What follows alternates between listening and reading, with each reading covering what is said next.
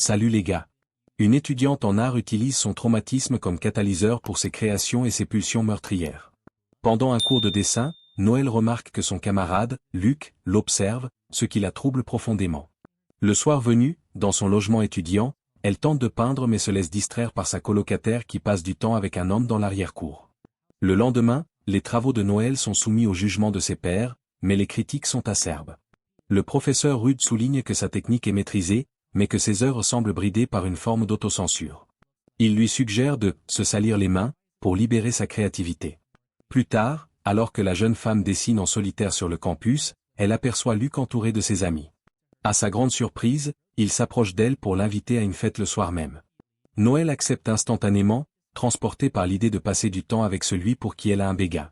Alors qu'elle se prépare pour la soirée, sa colocataire, Sky, la complimente et cherche à savoir si elle a quelqu'un en vue. Lorsque Noël le confirme, Sky lui suggère d'inviter le garçon pour un moment plus intime. La jeune femme est fébrile, n'ayant jamais eu de véritable rendez-vous auparavant. Sky lui conseille de ne pas trop réfléchir, affirmant que les hommes sont faciles à séduire. Peu après, Noël se rend chez Luc. Tandis qu'il lui explique ses expérimentations avec de nouveaux supports artistiques, il l'invite dans sa chambre pour lui montrer ses pièces en céramique.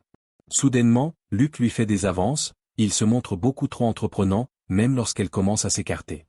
Il la projette alors sur le lit. Noël ne peut que pleurer tandis qu'il use de sa force pour la dominer et s'imposer à elle. Une fois l'acte terminé, il reconduit la jeune femme en larmes à la porte, sans prononcer un mot. Dévastée, Noël rentre chez elle et se laisse couler dans la piscine pour y hurler sa douleur. Le jour suivant, Sky remarque que Noël est mal en point. Bien que cette dernière tente de faire bonne figure, sa colocataire sent que quelque chose de grave s'est produit. Avec hésitation, Noël relate les faits, ce qui déclenche une nouvelle crise de larmes. Elle pense devoir porter plainte, mais Sky l'en dissuade. Une amie de Sky a vécu la même épreuve, et lorsqu'elle l'a dénoncée, elle n'a récolté que le mépris des autres.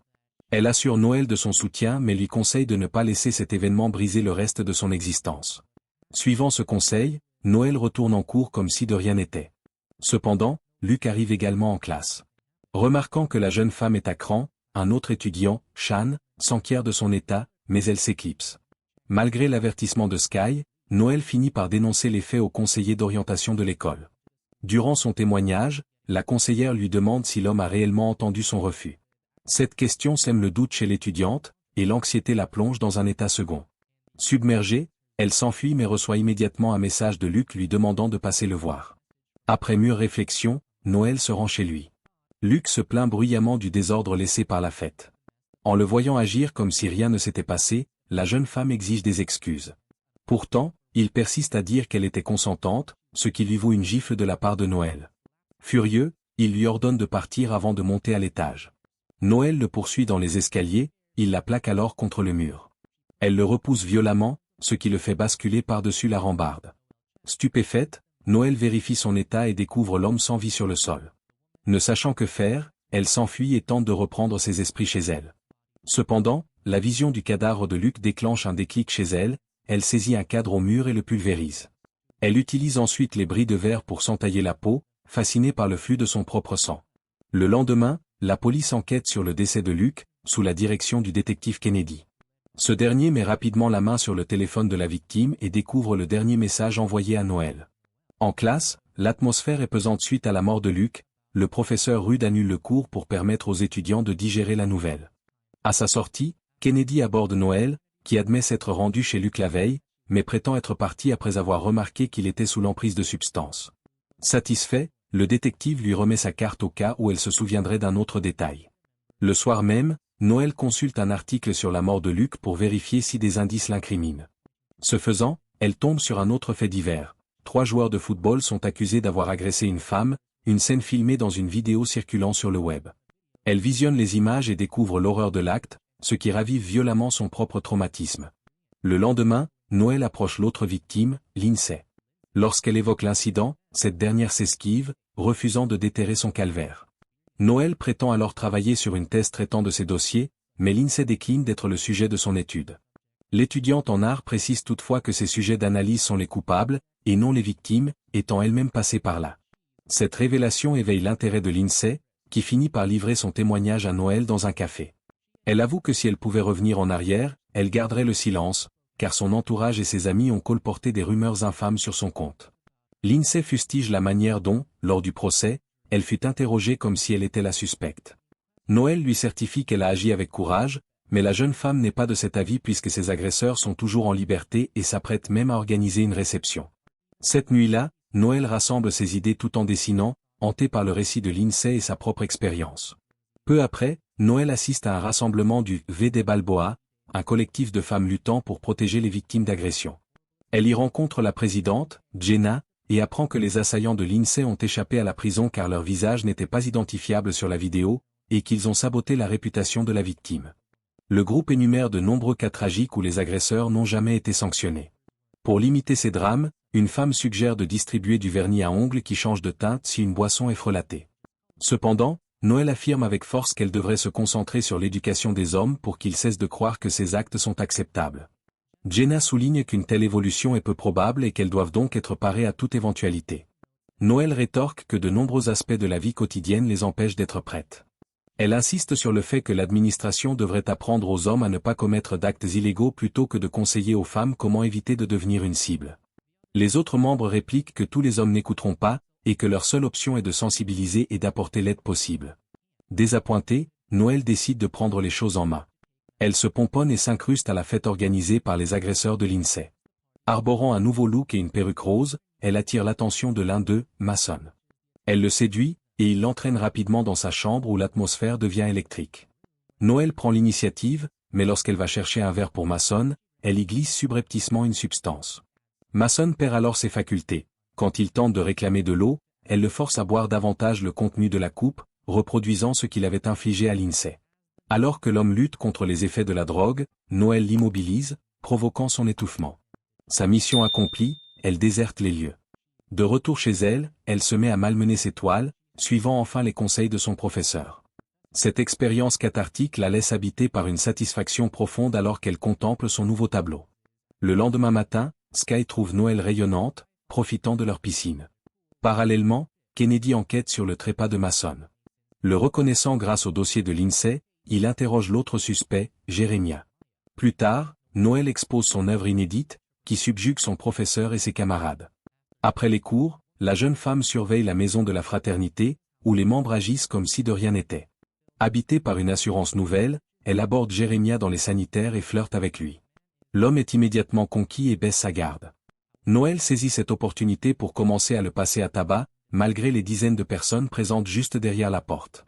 Peu après, Kennedy revient sur les lieux pour parler à Jeremiah, mais ne découvre qu'un cadavre. À la nuit tombée, Noël épie le troisième suspect du dossier Lindsay, Connor, alors qu'il fait son jogging dans le stade.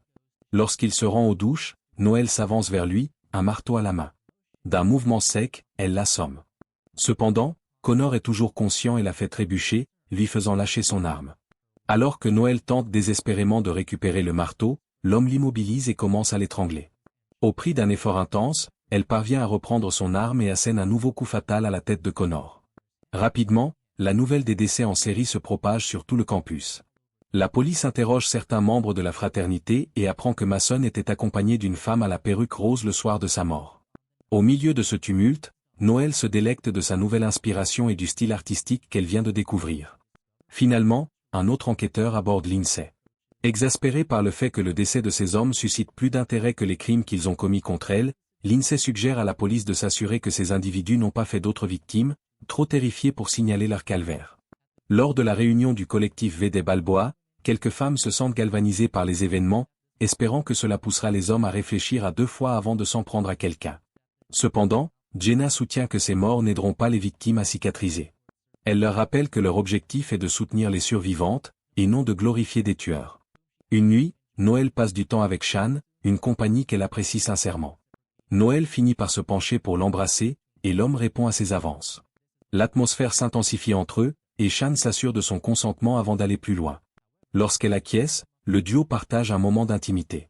Cependant, le traumatisme lié à son agression par Luke ressurgit, poussant Noël à rejeter l'homme et à demander à Shan de s'en aller. Après son départ, la jeune femme va s'entretenir avec sa colocataire, pour découvrir Sky en pleurs sur le sol, s'étant intentionnellement infligé des blessures. Noël soigne la plaie de Sky tandis que cette dernière confie que son véritable nom est Daisy. Elle en a changé suite à un drame vécu, souhaitant devenir quelqu'un d'autre. Comprenant la portée de cet aveu, Noël reste à ses côtés jusqu'à ce qu'elle s'endorme. Au matin, Noël effectue des recherches sur l'identité réelle de Sky, confirmant qu'elle était bien cette « amie » dont elle avait parlé, bafouée pour avoir dénoncé son agression. Toutefois, les articles s'y rapportant sont verrouillés, l'empêchant d'approfondir ses investigations. Pour cette raison, elle se rend au bureau du campus mais n'est autorisée qu'à consulter les statistiques globales. Statistiques sur les agressions sexuelles en milieu universitaire. Selon les données de l'ARIN et du NCES, les chiffres révèlent des disparités et des tendances marquées dans les signalements. Elle sollicite des registres plus exhaustifs, l'officier responsable, Dave, l'escorte alors jusqu'au local d'archivage où elle repère le dossier de Sky. Elle provoque délibérément un désordre pour distraire l'homme, lui permettant de dérober le dossier. De retour chez elle, Sky a retrouvé son entrain après avoir rendu visite à ses parents. Sachant qu'elle ne fait que refouler ses émotions, Noël assure son ami de son soutien indéfectible. Une fois seule, Noël examine le dossier. Une psychothérapeute y a noté que Sky présentait des signes de troubles de la personnalité borderline, ce qui a conduit au classement sans suite de son affaire. Forte de cette information, la jeune femme rend visite à la thérapeute, Melinda Sanders, et l'accuse d'avoir été soudoyée pour enterrer ses dossiers. Nerveuse, la praticienne invite Noël à discuter, mais l'étudiante sait qu'elle ne cherche qu'à fabriquer un faux diagnostic pour la faire passer pour instable. Noël l'avertit froidement, soit elle exerce son métier avec intégrité, soit elle disparaît de ce monde. Sinon, elle s'en chargera personnellement. Cette menace efface le sourire narquois de Melinda. Cette nuit-là, elle se rend au domicile de l'agresseur de Sky, Calvin. Noël frappe à sa porte et feint d'avoir besoin d'aide pour changer un pneu crevé. Lorsqu'il s'approche de son véhicule, Noël utilise un tasé pour le neutraliser et l'enferme dans son coffre. Elle utilise ensuite un chariot pour le transporter jusqu'au gymnase. Calvin reprend connaissance, ligoté et ensanglanté, dans le gymnase désert. Noël lui expose les clichés pris par Sky la nuit où il l'a brutalisé pour expliciter ses motivations. Pendant ce temps, Dave batifole avec sa compagne quand celle-ci repère des traînées de sang près du gymnase. L'homme appelle aussitôt des renforts. Dans le gymnase, Noël retire le bâillon de Calvin, le laissant implorer pour sa vie. Il exprime ses regrets pour ce qu'il a fait à Sky, jurant qu'il a changé. Cela fait hésiter Noël. Soudain, ils entendent quelqu'un arriver et Calvin hurle à l'aide. Terrifiée, la jeune femme le poignarde instinctivement pour le faire taire. Réalisant son acte, elle prend la fuite juste au moment où les enquêteurs pénètrent dans les lieux. Poursuivie par les agents, Noël rentre précipitamment chez elle, prétendant être couverte de peinture lorsque Sky remarque le sang sur elle. Dans sa chambre, la jeune femme retire prestement ses vêtements souillés et s'effondre. Le lendemain, Kennedy établit un lien entre Calvin et Sky, il surveille alors le domicile de cette dernière et s'étonne de voir Noël en sortir. Plus tard, il aborde Sky pour l'informer que Calvin est en soins intensifs. Elle balaie l'information d'un revers de main, refusant d'évoquer son passé avec lui sans l'assistance d'un avocat. Pourtant, dès qu'elle s'éloigne, la jeune femme doit lutter pour dissimuler ses larmes. Parallèlement, Noël est en cours lorsque le professeur Rudd annonce qu'elle a été désignée comme porte-parole de leur promotion pour la remise des diplômes. L'étudiante exulte et accepte, ignorant que sa colocataire est en train de fouiller son linge sale et vient de découvrir sa chemise ensanglantée. Sky tombe également sur sa propre photo issue des dossiers judiciaires, confirmant l'implication de Noël dans l'état de Calvin. Dès son retour au foyer, Sky la confronte. Acculée, Noël confesse qu'elle a exercé des représailles pour la venger. Sky s'effondre, martelant que ce n'était pas à sa camarade d'assumer cette responsabilité. Noël soutient qu'elle a agi pour la protéger, mais Sky lui fait remarquer que Kennedy l'a déjà interrogé et que Calvin est en réanimation. S'il survit, il dénoncera Noël, et Sky se retrouvera à nouveau impliquée. Elle insiste sur le fait qu'elle aspirait simplement à tourner la page, mais qu'elle va désormais être aspirée dans l'orbite de Calvin et jugée une fois de plus par sa faute. Rongée par le remords, Noël résout de se livrer aux autorités au petit matin pour épargner Sky. Cependant, à l'aube du jour suivant, Noël découvre une lettre sur la couche de Sky, dans laquelle celle-ci s'accuse d'être la meurtrière. À son immense horreur, elle découvre que la jeune femme a mis fin à ses jours dans la salle de bain. Noël enlace le corps inanimé de son ami, hurlant sa détresse. Par la suite, la police perquisitionne la chambre de Noël après qu'elle a signalé le décès de Sky. Elle est interrogée sur la plainte passée de Sky contre Calvin, mais elle rétorque que ce dernier et ses complices étaient tous des êtres abjects. Kennedy soutient que, peu importe leur nature, ces homicides demeurent des violations de la loi et que le coupable doit être châtié. Noël réplique avec audace que tout dépend de quelle loi a été transgressée, rappelant que ces hommes n'ont jamais été punis. Lorsqu'on lui demande pourquoi Sky a commis ce geste fatal, Noël reste muette, laissant Kennedy percevoir une lueur de culpabilité dans son regard. Néanmoins, elle est relâchée. Un jour, Noël regagne les cours et approche Shan. Elle s'excuse de son mutisme après leur dernier échange, mais il minimise l'incident.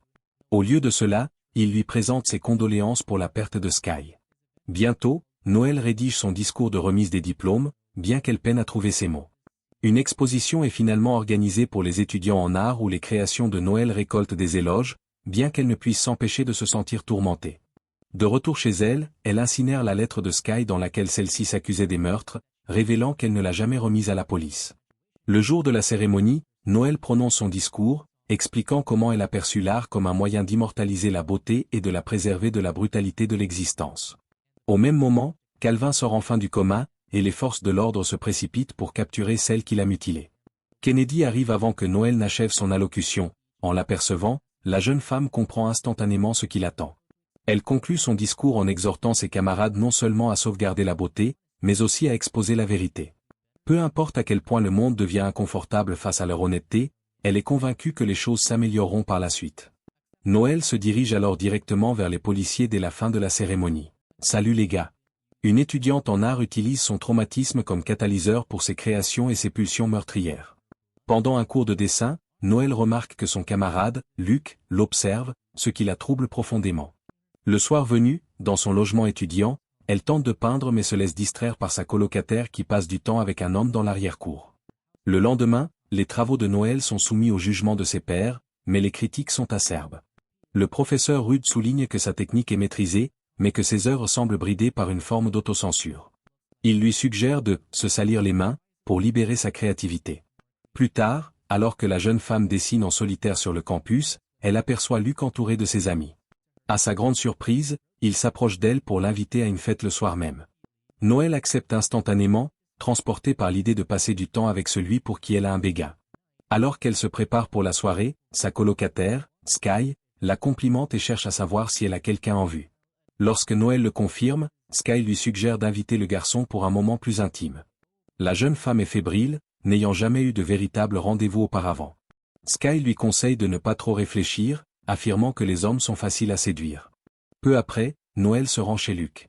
Tandis qu'il lui explique ses expérimentations avec de nouveaux supports artistiques, il l'invite dans sa chambre pour lui montrer ses pièces en céramique.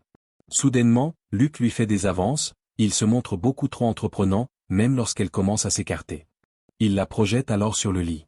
Noël ne peut que pleurer tandis qu'il use de sa force pour la dominer et s'imposer à elle. Une fois l'acte terminé, il reconduit la jeune femme en larmes à la porte, sans prononcer un mot. Dévastée, Noël rentre chez elle et se laisse couler dans la piscine pour y hurler sa douleur. Le jour suivant, Sky remarque que Noël est mal en point. Bien que cette dernière tente de faire bonne figure, sa colocataire sent que quelque chose de grave s'est produit. Avec hésitation, Noël relate les faits, ce qui déclenche une nouvelle crise de larmes. Elle pense devoir porter plainte, mais Sky l'en dissuade.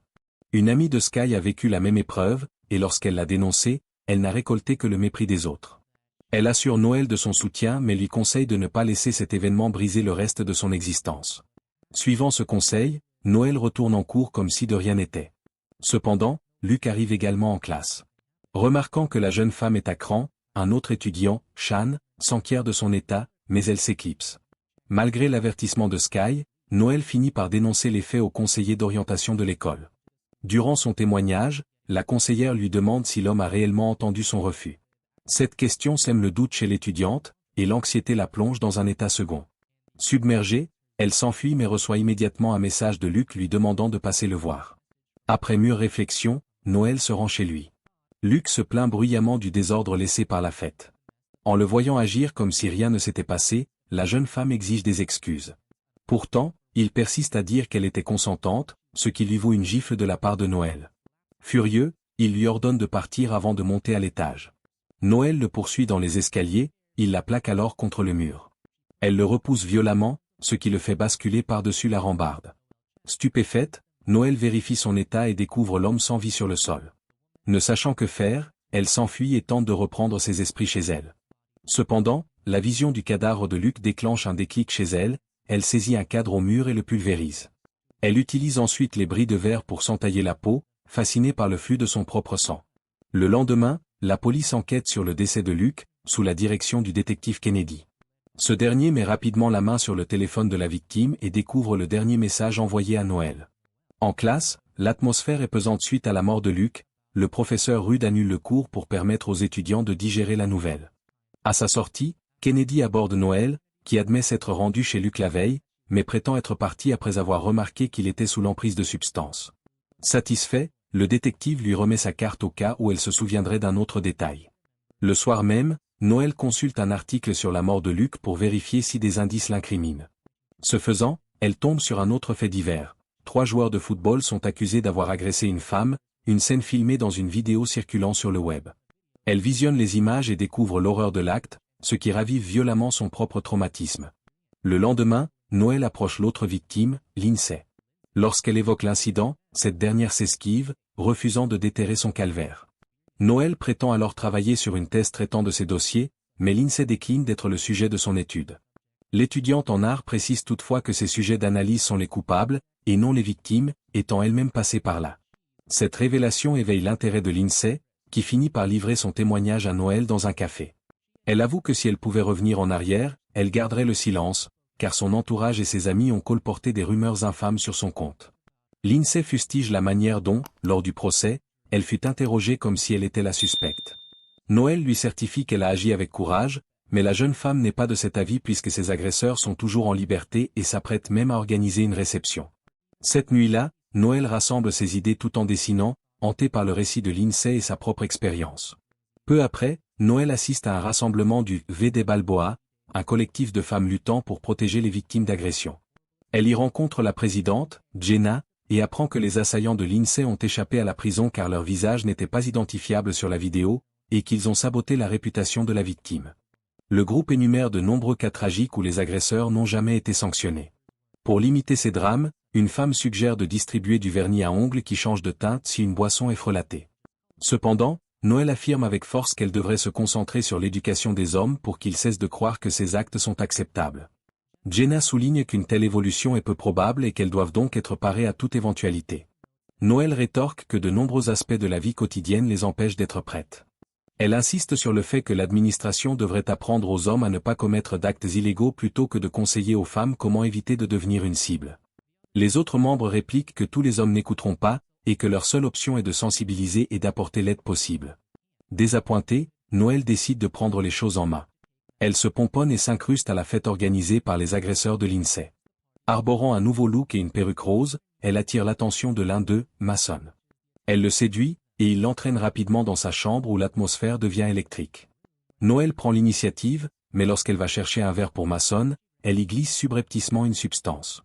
Mason perd alors ses facultés. Quand il tente de réclamer de l'eau, elle le force à boire davantage le contenu de la coupe, reproduisant ce qu'il avait infligé à Lindsay. Alors que l'homme lutte contre les effets de la drogue, Noël l'immobilise, provoquant son étouffement. Sa mission accomplie, elle déserte les lieux. De retour chez elle, elle se met à malmener ses toiles, suivant enfin les conseils de son professeur. Cette expérience cathartique la laisse habitée par une satisfaction profonde alors qu'elle contemple son nouveau tableau. Le lendemain matin, Sky trouve Noël rayonnante, profitant de leur piscine. Parallèlement, Kennedy enquête sur le trépas de Mason. Le reconnaissant grâce au dossier de Lindsay, il interroge l'autre suspect, Jeremiah. Plus tard, Noël expose son œuvre inédite, qui subjugue son professeur et ses camarades. Après les cours, la jeune femme surveille la maison de la fraternité, où les membres agissent comme si de rien n'était. Habitée par une assurance nouvelle, elle aborde Jeremiah dans les sanitaires et flirte avec lui. L'homme est immédiatement conquis et baisse sa garde. Noël saisit cette opportunité pour commencer à le passer à tabac, malgré les dizaines de personnes présentes juste derrière la porte. Peu après, Kennedy revient sur les lieux pour parler à Jeremiah, mais ne découvre qu'un cadavre. À la nuit tombée, Noël épie le troisième suspect du dossier Lindsay, Connor, alors qu'il fait son jogging dans le stade. Lorsqu'il se rend aux douches, Noël s'avance vers lui, un marteau à la main. D'un mouvement sec, elle l'assomme. Cependant, Connor est toujours conscient et la fait trébucher, lui faisant lâcher son arme. Alors que Noël tente désespérément de récupérer le marteau, l'homme l'immobilise et commence à l'étrangler. Au prix d'un effort intense, elle parvient à reprendre son arme et assène un nouveau coup fatal à la tête de Connor. Rapidement, la nouvelle des décès en série se propage sur tout le campus. La police interroge certains membres de la fraternité et apprend que Mason était accompagné d'une femme à la perruque rose le soir de sa mort. Au milieu de ce tumulte, Noël se délecte de sa nouvelle inspiration et du style artistique qu'elle vient de découvrir. Finalement, un autre enquêteur aborde Lindsay. Exaspérée par le fait que le décès de ces hommes suscite plus d'intérêt que les crimes qu'ils ont commis contre elle, Lindsay suggère à la police de s'assurer que ces individus n'ont pas fait d'autres victimes, trop terrifiés pour signaler leur calvaire. Lors de la réunion du collectif V des Balboa, quelques femmes se sentent galvanisées par les événements, espérant que cela poussera les hommes à réfléchir à 2 fois avant de s'en prendre à quelqu'un. Cependant, Jenna soutient que ces morts n'aideront pas les victimes à cicatriser. Elle leur rappelle que leur objectif est de soutenir les survivantes, et non de glorifier des tueurs. Une nuit, Noël passe du temps avec Shan, une compagnie qu'elle apprécie sincèrement. Noël finit par se pencher pour l'embrasser, et l'homme répond à ses avances. L'atmosphère s'intensifie entre eux, et Shan s'assure de son consentement avant d'aller plus loin. Lorsqu'elle acquiesce, le duo partage un moment d'intimité. Cependant, le traumatisme lié à son agression par Luke ressurgit, poussant Noël à rejeter l'homme et à demander à Shan de s'en aller. Après son départ, la jeune femme va s'entretenir avec sa colocataire, pour découvrir Sky en pleurs sur le sol, s'étant intentionnellement infligé des blessures. Noël soigne la plaie de Sky tandis que cette dernière confie que son véritable nom est Daisy. Elle en a changé suite à un drame vécu, souhaitant devenir quelqu'un d'autre. Comprenant la portée de cet aveu, Noël reste à ses côtés jusqu'à ce qu'elle s'endorme. Au matin, Noël effectue des recherches sur l'identité réelle de Sky, confirmant qu'elle était bien cette « amie » dont elle avait parlé, bafouée pour avoir dénoncé son agression. Toutefois, les articles s'y rapportant sont verrouillés, l'empêchant d'approfondir ses investigations. Pour cette raison, elle se rend au bureau du campus mais n'est autorisée qu'à consulter les statistiques globales. Statistiques sur les agressions sexuelles en milieu universitaire. Selon les données de l'ARIN et du NCES, les chiffres révèlent des disparités et des tendances marquées dans les signalements. Elle sollicite des registres plus exhaustifs, l'officier responsable, Dave, l'escorte alors jusqu'au local d'archivage où elle repère le dossier de Sky. Elle provoque délibérément un désordre pour distraire l'homme, lui permettant de dérober le dossier. De retour chez elle, Sky a retrouvé son entrain après avoir rendu visite à ses parents. Sachant qu'elle ne fait que refouler ses émotions, Noël assure son ami de son soutien indéfectible. Une fois seule, Noël examine le dossier. Une psychothérapeute y a noté que Sky présentait des signes de troubles de la personnalité borderline, ce qui a conduit au classement sans suite de son affaire. Forte de cette information, la jeune femme rend visite à la thérapeute, Melinda Sanders, et l'accuse d'avoir été soudoyée pour enterrer ses dossiers. Nerveuse, la praticienne invite Noël à discuter, mais l'étudiante sait qu'elle ne cherche qu'à fabriquer un faux diagnostic pour la faire passer pour instable. Noël l'avertit froidement, soit elle exerce son métier avec intégrité, soit elle disparaît de ce monde. Sinon, elle s'en chargera personnellement. Cette menace efface le sourire narquois de Melinda. Cette nuit-là, elle se rend au domicile de l'agresseur de Sky, Calvin. Noël frappe à sa porte et feint d'avoir besoin d'aide pour changer un pneu crevé. Lorsqu'il s'approche de son véhicule, Noël utilise un tasé pour le neutraliser et l'enferme dans son coffre.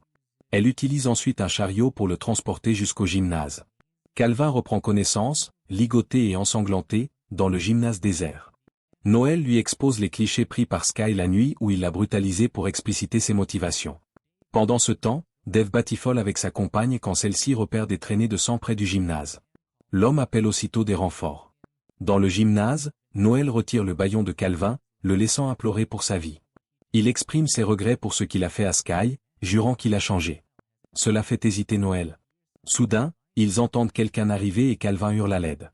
Terrifiée, la jeune femme le poignarde instinctivement pour le faire taire. Réalisant son acte, elle prend la fuite juste au moment où les enquêteurs pénètrent dans les lieux. Poursuivie par les agents, Noël rentre précipitamment chez elle, prétendant être couverte de peinture lorsque Sky remarque le sang sur elle. Dans sa chambre, la jeune femme retire prestement ses vêtements souillés et s'effondre. Le lendemain, Kennedy établit un lien entre Calvin et Sky, il surveille alors le domicile de cette dernière et s'étonne de voir Noël en sortir. Plus tard, il aborde Sky pour l'informer que Calvin est en soins intensifs. Elle balaie l'information d'un revers de main, refusant d'évoquer son passé avec lui sans l'assistance d'un avocat. Pourtant, dès qu'elle s'éloigne, la jeune femme doit lutter pour dissimuler ses larmes. Parallèlement, Noël est en cours lorsque le professeur Rudd annonce qu'elle a été désignée comme porte-parole de leur promotion pour la remise des diplômes. L'étudiante exulte et accepte, ignorant que sa colocataire est en train de fouiller son linge sale et vient de découvrir sa chemise ensanglantée. Sky tombe également sur sa propre photo issue des dossiers judiciaires, confirmant l'implication de Noël dans l'état de Calvin. Dès son retour au foyer, Sky la confronte. Acculée, Noël confesse qu'elle a exercé des représailles pour la venger. Sky s'effondre, martelant que ce n'était pas à sa camarade d'assumer cette responsabilité. Noël soutient qu'elle a agi pour la protéger, mais Sky lui fait remarquer que Kennedy l'a déjà interrogée et que Calvin est en réanimation. S'il survit, il dénoncera Noël, et Sky se retrouvera à nouveau impliquée. Elle insiste sur le fait qu'elle aspirait simplement à tourner la page, mais qu'elle va désormais être aspirée dans l'orbite de Calvin et jugée une fois de plus par sa faute. Rongée par le remords, Noël résout de se livrer aux autorités au petit matin pour épargner Sky. Cependant, à l'aube du jour suivant, Noël découvre une lettre sur la couche de Sky, dans laquelle celle-ci s'accuse d'être la meurtrière. À son immense horreur, elle découvre que la jeune femme a mis fin à ses jours dans la salle de bain. Noël enlace le corps inanimé de son ami, hurlant sa détresse. Par la suite, la police perquisitionne la chambre de Noël après qu'elle a signalé le décès de Sky. Elle est interrogée sur la plainte passée de Sky contre Calvin, mais elle rétorque que ce dernier et ses complices étaient tous des êtres abjects. Kennedy soutient que, peu importe leur nature, ces homicides demeurent des violations de la loi et que le coupable doit être châtié. Noël réplique avec audace que tout dépend de quelle loi a été transgressée, rappelant que ces hommes n'ont jamais été punis. Lorsqu'on lui demande pourquoi Sky a commis ce geste fatal, Noël reste muette, laissant Kennedy percevoir une lueur de culpabilité dans son regard. Néanmoins, elle est relâchée. Un jour, Noël regagne les cours et approche Sham. Elle s'excuse de son mutisme après leur dernier échange, mais il minimise l'incident. Au lieu de cela, il lui présente ses condoléances pour la perte de Sky. Bientôt, Noël rédige son discours de remise des diplômes, bien qu'elle peine à trouver ses mots. Une exposition est finalement organisée pour les étudiants en art où les créations de Noël récoltent des éloges, bien qu'elle ne puisse s'empêcher de se sentir tourmentée. De retour chez elle, elle incinère la lettre de Sky dans laquelle celle-ci s'accusait des meurtres, révélant qu'elle ne l'a jamais remise à la police. Le jour de la cérémonie, Noël prononce son discours, expliquant comment elle a perçu l'art comme un moyen d'immortaliser la beauté et de la préserver de la brutalité de l'existence. Au même moment, Calvin sort enfin du coma, et les forces de l'ordre se précipitent pour capturer celle qui l'a mutilée. Kennedy arrive avant que Noël n'achève son allocution. En l'apercevant, la jeune femme comprend instantanément ce qui l'attend. Elle conclut son discours en exhortant ses camarades non seulement à sauvegarder la beauté, mais aussi à exposer la vérité. Peu importe à quel point le monde devient inconfortable face à leur honnêteté, elle est convaincue que les choses s'amélioreront par la suite. Noël se dirige alors directement vers les policiers dès la fin de la cérémonie.